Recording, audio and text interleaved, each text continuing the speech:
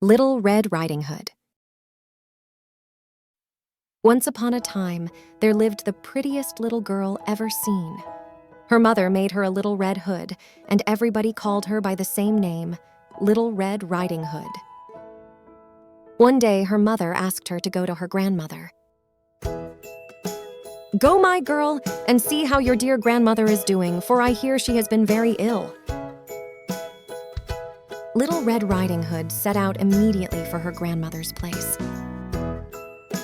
While going to her grandmother's place, Little Red Riding Hood passed through the wood, where she met a cunning wolf who asked her where she was going. "I am going to see my grandmother," said Little Red Riding Hood. "Does she live far off?" asked the wolf. "It is beyond that mill you see over there," answered the girl. Not long before, the sly wolf arrived at the door of Little Red Riding Hood's grandmother. Riding Hood's grandmother. The wolf knocked at the door. Knock, knock, knock. "Who's there?" asked the grandmother.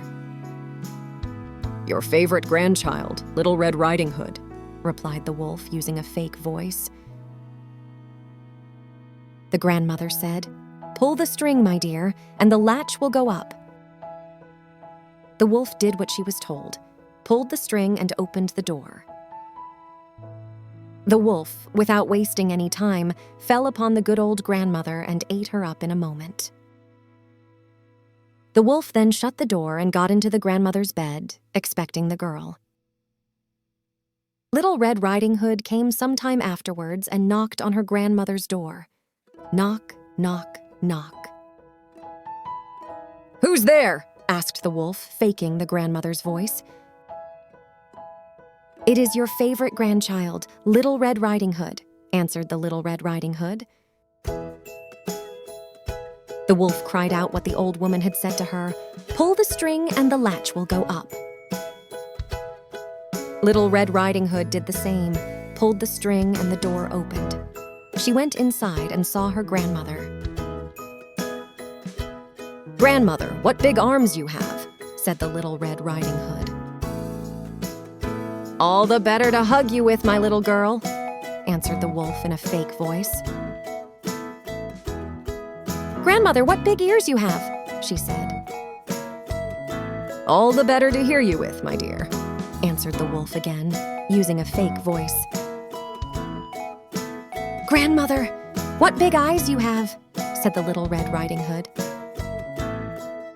"All the better to see you with, my sweet child," replied the wolf. "Grandmother, what big teeth you have got," said the Little Red Riding Hood. "All the better to eat you up with," the cunning wolf replied and jumped on top of poor Little Red Riding Hood and ate her up.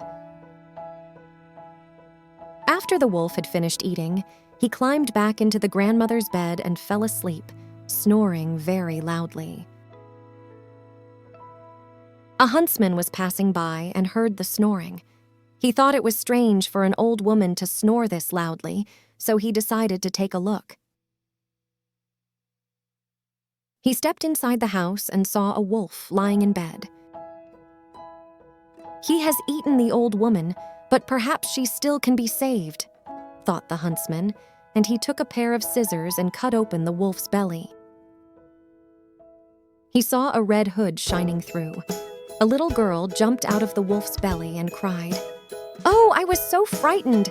It was so dark inside that wolf's body." Then the old woman came out alive as well. Little Red Riding Hood, however, quickly fetched great stones with which they filled the wolf's belly, and when he awoke, he wanted to run away, but the stones were so heavy that he collapsed at once and fell dead. The three of them were happy. The old woman ate the cake and drank the wine that her granddaughter had brought. The Little Red Riding Hood thought to herself, "As long as I live, I will never trust a stranger." Thanks for watching. Don't forget to like and subscribe.